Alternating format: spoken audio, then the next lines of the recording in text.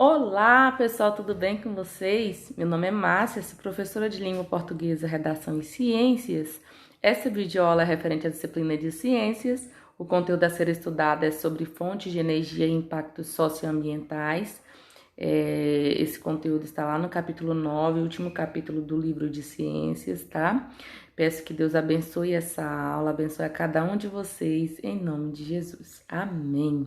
Bom, pessoal, então, nesse capítulo nós iremos falar, né, sobre as fontes de energia, os impactos, né, socioambientais. Está mostrando aqui uma usina hidrelétrica, né? Usina hidrelétrica de Tucuruí, né, no Rio Tocantins, tá? Essa foto foi tirada em 2017. Então, os recursos obtidos do meio ambiente utilizados em diferentes atividades humanas.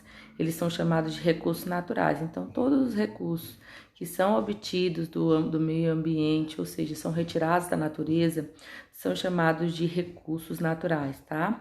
Materiais como madeira e petróleo, por exemplo, eles são extraídos da natureza e podem ser transformados em vários objetos ou utilizados como fonte para a geração de vários tipos de energia, tá? Como a elétrica, né, a mecânica e a térmica. Então, ele pode ser transformado tanto em objetos, né, como ele pode ser uma fonte de energia, tá? Nesse caso aqui nós falaremos a respeito da fonte de energia, tá? Ela é energia elétrica, né, quanto a mecânica e a térmica também, tá? A obtenção, a geração e o uso dessas formas de energia possibilitam que os seres humanos transformem a natureza, mas também trazem problemas sociais e ambientais. Então, ajuda no conforto do ser humano? Sim, ajuda, tá? Mas todo esse conforto, toda essa facilidade, né, para a vida do ser humano, dependendo da quantidade de recurso que é retirado da natureza, há uma consequência, tá? Há problemas ambientais e sociais também, porque dependendo da quantidade de árvores, alguma coisa que é cortada, diminui-se a oxigenação também, né, o oxigênio para o ser humano. Então, para reduzir o impacto que causamos ao ambiente, é cada vez mais importante pensar em diferentes fontes de energia, tá? Então, neste capítulo, nós iremos conhecer e avaliar algumas fontes de energia disponíveis. Então, nós temos aí a primeira, né, como a energia elétrica chega até nós. Alguns de vocês sabem como essa energia elétrica, né, que vocês utilizam tanto no dia a dia, como que ela chega até vocês, né? Vocês usam muito equipamentos como televisores ou computadores. No dia de hoje, principalmente nesse momento que estamos passando, né, usa-se cada vez mais televisão, computador, celulares, né? Então, utiliza-se muito energia elétrica para estar carregando esse tipo de aparelho, né? Nós estudamos no capítulo anterior a respeito da energia elétrica, né? E que essa energia elétrica, ela pode ser transformada em outros tipos de energia, né? Por aparelhos que usamos no dia a dia.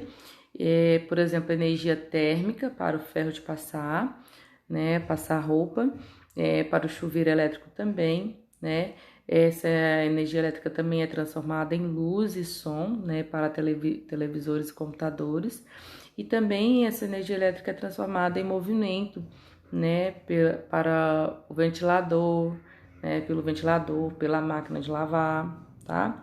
Então, a energia elétrica ela é usada em muitas atividades humanas, né, para iluminar ruas, residências, escolas, comércios, né, para controlar semáforos, para acionar bombas hidráulicas, para impulsionar a água, né, que abastece casas e edifícios, para ligar aparelhos de ar-condicionados, que regulam a temperatura de escritórios, mercados, hospitais, tá?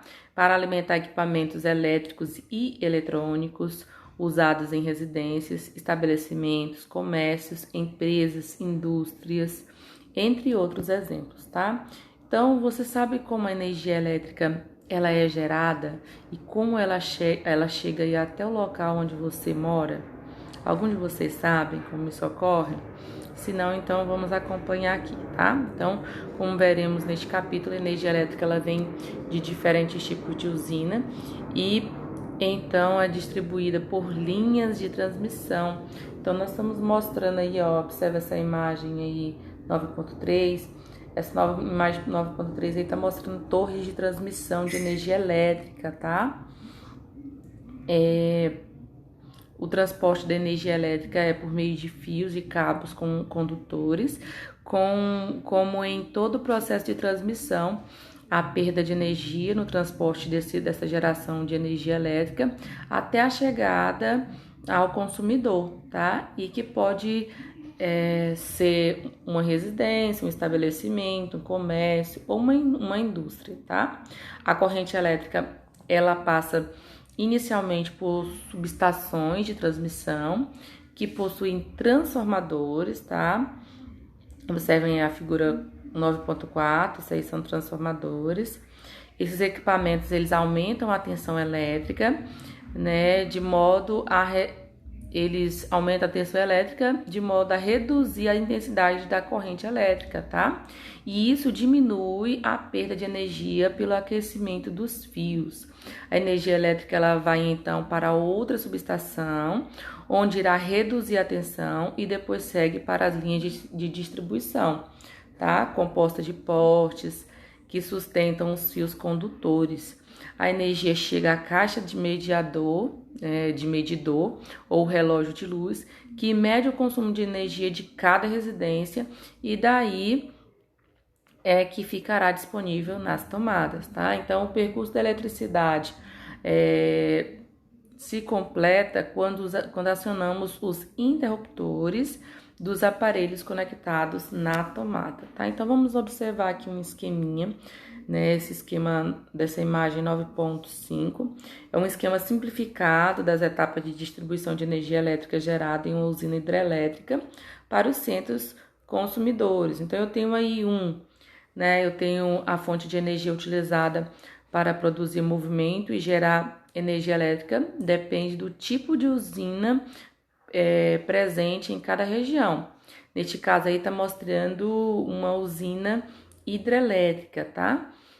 Então eu tenho uma estação gestora, né, que é de onde é gerada aí essa energia, é a fonte de energia. Depois, em seguida, eu tenho uma subestação de transmissão. Depois, eu tenho linhas de transmissão.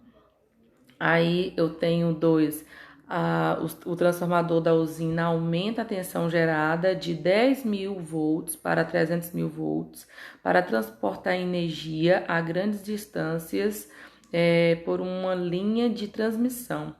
E aí, segue o caminho, chega no passo 3 aí, a transmissão ocorre, né, aproximadamente a 300.000 volts, tá? Eu tenho uma torre de tensão, essas torres aí são chamadas de torre de alta tensão. 4, né, que é essas caixinhas aí, né, a subestação de distribuição.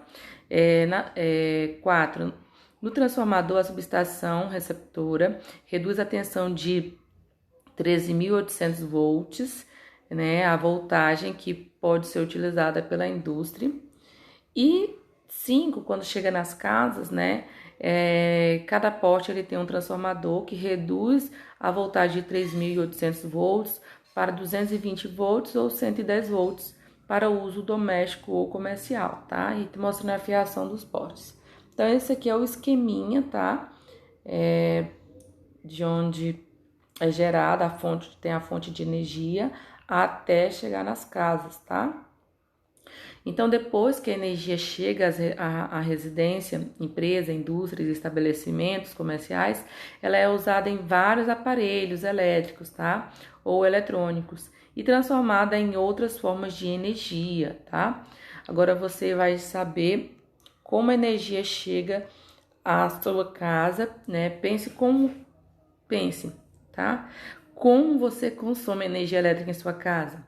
Você toma cuidado para evitar o desperdício, né? E na escola, você tem os mesmos cuidados? Então, nós devemos evitar o desperdícios, tá? O desperdício de energia, tá? Muitas vezes à noite a pessoa vai num quarto, deixa a luz ligada, já vai para outro quarto, deixa outra luz ligada, e sendo que você pode sair, quando você sair de um cômodo, né? Se não tiver ninguém ali, ninguém estiver utilizando nada, não estiver fazendo nada naquele cômodo, é só você desligar a luz. Né? Então, deve-se ter cuidado ao utilizar energia elétrica também, tá? Então, nós temos a questão de recursos renováveis e recursos não renováveis. Os recursos renováveis são aqueles que se renovam com maior rapidez na natureza, tá? E os não renováveis são aqueles que demoraram muito tempo, muitos anos, para que ele se formasse, e que se ele se acabar, demorará a ter desse recurso novamente, tá? Então, a energia elétrica é o único tipo de energia que utilizamos no cotidiano, tá? Você sabe de onde vem, né? De onde vem a energia usada nos fornos, nos fogões e em alguns chuveiros? Esses equipamentos podem usar um gás derivado do petróleo, tá? O gás liquefeito do petróleo, ou um gás encontrado em depósitos subterrâneos, o gás natural, tá? Esses gases e outros compostos, conhecidos como combustíveis, são fonte de energia química, tá? Então, quando os combustíveis eles são queimados, essa energia pode ser convertida com a ajuda de outros processos de calor ou movimentos, por exemplo, tá? Além do gás, o carvão mineral e outros derivados do petróleo são outros exemplos de combustíveis fósseis, tá? Eles são chamados assim porque eles se originam da transformação de corpos de organismos que viveram há milhões de anos. Observem a figura 9.6, que é essa figura aqui, tá? Então, eu tenho um esqueminha aí. Na primeira imagem, eu tenho a imagem 1. Muitos organismos foram soterrados, né, ao longo de milhões de anos. 2. Durante esse tempo, os restos orgânicos sofreram grande pressão das camadas de sedimentos. 3. A pressão e a temperatura fizeram que os restos orgânicos se transformassem em óleo e gás em reservatórios entre rochas. E eu tenho o último aí mostrando a plataforma, tá, de extração de petróleo do fundo dos oceanos. Então, a maior parte da energia que move automóveis, caminhões, ônibus, e que é utilizada em indústrias, vem de combustíveis fósseis, tá? E como estamos consumindo esse recurso em uma velocidade maior do que menor do que eles se formam, tá? Na natureza, dizemos que esses combustíveis são recursos não renováveis. Por quê? Porque como afirma aí acima que os combustíveis são formados em milhões de anos, né? E são muitos anos aí para eles se renovarem. Então, como o ser humano ele está usando em uma velocidade muito grande, quando acabar esse recurso, então ele não vai utilizar, porque para isso ele teria que viver milhões de anos para conseguir esse recurso renovado. Então, devido não haver essa possibilidade, esses recursos, né, são chamados de recursos não renováveis, tá? Já que ficou evidente que a sociedade que para a sociedade que não podemos depender apenas desse recurso como fonte de energia, além da possibilidade do esgotamento, né, e o uso desse tipo de recurso polui o ambiente e intensifica o efeito estufa, tá? Então, além de haver essa possibilidade de acabar esses recursos eles não fazem bem para a vida no planeta Terra, porque ele polui o meio ambiente e intensifica o efeito estufa. Então, os minerais dos quais são extraídos são extraídos metais usados para a produção de eletrônicos e outros objetos, também são recursos não renováveis, tá? Então, porque eles demoram milhões de anos, muitos anos, né, para se renovarem, tá? Já os recursos renováveis são aqueles que podem ser repostos à medida que são consumidos, tá? Isso quer dizer que eles podem ser produzidos pelo ser humano ou por ciclos naturais à medida que são consumidos. Então, todo recurso que puder ser reposto à medida que é consumido, ele é chamado de recursos naturais renováveis, tá? Então, a água, por exemplo, é um recurso natural renovável, como vocês estudaram, né, no 6º ano. No entanto, a poluição dos rios e mares pode fazer com que esse recurso se esgote. Então, se perceber, né, se os cientistas perceberem que esse recurso ele está acabando, então ele vai deixar de ser um recurso renovável para ser um recurso natural não renovável.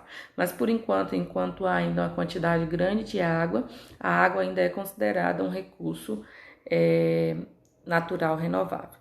Ok? Então nós temos aí a imagem 9.8 mostrando o esgoto residencial está sendo despejado aí sem tratamento em um córrego, tá? Isso polui a água, tá? Então, mesmo sendo recursos renováveis, a possibilidade desses recursos depende de alguns fatores.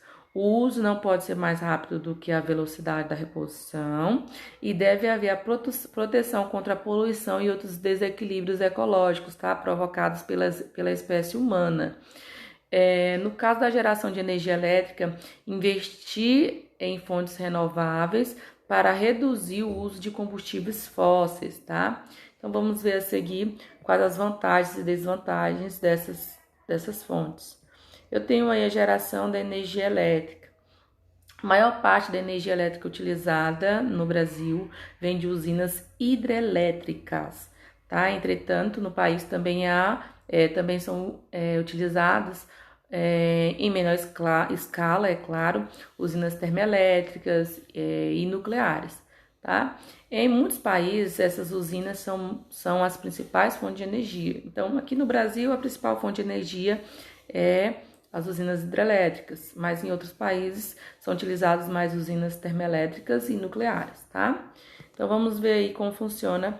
Nós temos aí a usina hidrelétrica, tá? Nas usinas hidrelétricas, o movimento da água é utilizado para gerar energia elétrica. Então, é o movimento da água que gera energia elétrica. Nas usinas, é construída uma barragem próxima a regiões em que seja possível criar uma queda d'água, interrompendo o curso de um rio e formando um reservatório de água. Quando essa água represada é liberada e cai, ela impulsiona imensas rodas, as turbinas, que movimentam-se. Observa aí a figura 9.9, tá? Então, eu tenho um reservatório, eu tenho um canal, tenho um duto, tenho um gerador e tem a casa de fonte, onde tem a turbina, tá? Então, quando essa água cai, ela vai girar essa turbina aí, né? E com isso vai gerar energia. Então, a turbina, ela se movimenta em conjunto com eletroímãs dentro do gerador e isso faz a corrente elétrica passar pelo fio de espiras. Desse modo, a energia do movimento, ou seja, a energia cinética da água, é transformada na energia elétrica que será distribuída pelas linhas de transmissão para as residências. E como você classificaria o recurso natural usado na obtenção de energia nas usinas elétricas? Embora essas usinas usem um recurso renovável, a água, né, que é a água, e não liberem gases do efeito estufa durante o seu funcionamento, as usinas hidrelétricas trazem alguns problemas, vamos ver alguns. Então, a construção de barragens gera grande impacto no ambiente, inclusive para populações humanas, tá? Com contato tanto o ambiente quanto a sociedade são atingidos por essas transformações. Dizemos que essas hidrelétricas elas causam impactos socioambientais. Isso acontece porque, para o funcionamento da maioria das usinas hidrelétricas, grandes áreas são alagadas para servir de reservatório. Então, eu tenho aí, ó, a mesma usina em 1963 e ela lá em 1965, tá? Então, houve a inundação aí na cidade de Guapé. Então, a área alagada, ela pode ser uma cidade que fica no interior ou campos de agriculturas e de criação de animais. Então, as pessoas que viviam na região inundada têm que deixar suas casas para viver e trabalhar em outro lugar. Então, o impacto ambiental, quando essas usinas hidrelétricas elas estouram, é muito grande. Então, prejudica tanto os animais, os habitats da região, quanto as pessoas, né, os moradores, os agricultores que moram ali perto daquela usina. Então, com a obra concluída, há ainda risco de rompimento da barragem. Essas áreas usadas para a formação de represa também podem ser constituídas originalmente por campos e florestas, tá? Então, quando ocorre o alagamento, os seres vivos, né, os que habitam esses ambientes, eles são prejudicados pela perda do seu habitat, como eu já havia falado. Então, tanto os animais quanto as pessoas que moram nesse ambiente acabam sofrendo. Então, eu tenho aí a 9.12, a floresta inundada por uma barragem de usina hidrelétrica. Então, para gerar energia nas usinas hidrelétricas, é necessário que os reservatórios tenham um volume suficiente de água para acionar as turbinas, tá? E por isso a falta de chuva em certas épocas do ano pode interferir no abastecimento de energia elétrica. Outro aspecto negativo das hidrelétricas é que boa parte dos recursos hídricos do Brasil, né, muitos deles na região norte, estão longe das áreas de maior consumo de energia, tá? Maior consumo. E essa característica exige grande investimento na construção de linhas na transmissão, além de muitas comunidades tradicionais, como os quilombolas, os povos indígenas, estão próximos desses recursos, tá? E desses recursos hídricos. E a construção de hidrelétricas afeta essas comunidades, tá? De forma direta ou indireta, provocando conflitos, tá? Então, nos últimos anos, vem sendo estimulada a construção das chamadas pequenas centrais hidrelétricas, tá? PCH. Por serem pequenas, necessitam de um reservatório menor, tá? E as PCH têm impacto ambiental e social menor do que as grandes usinas, tá? E embora tenha menor capacidade para gerar energia também. Algumas dessas usinas menores funcionam a fio d'água, ou seja, não possuem reservatório de água. A maior parte da matriz energética no consumo é composto principalmente de fontes não renováveis, como o carvão, o petróleo e o gás natural, tá? No caso do Brasil, grande parte da energia hidrelétrica gerada vem de usinas hidrelétricas. A energia eólica também vem crescendo bastante. Por isso, a maior parte da matriz elétrica brasileira é considerada renovável, ok? Então, a explicação dessa aula vai ficar até aqui, até essa página 227. Eu gostaria que vocês fizessem a leitura aí desse textinho, tá? Geração de energia e eletromagnetismo. Vocês façam a leitura, observem aí as informações principais. E depois também eu gostaria que vocês respondessem aqui essas questões que introduzem o capítulo, tá? Aquelas 4 questões. Deixa eu pegar aqui para vocês. Logo lá no início da unidade, eu tenho aí, aqui na página 220, eu tenho aí as questões 1, 2 e 3, tá? Faço o cabeçalho e respondam elas direitinho, ok? Fiquem com Deus, tá? Que Deus abençoe vocês. Qualquer coisa eu estarei no grupo ou no PV, tá? Do WhatsApp. Fiquem com Deus e até a próxima aula.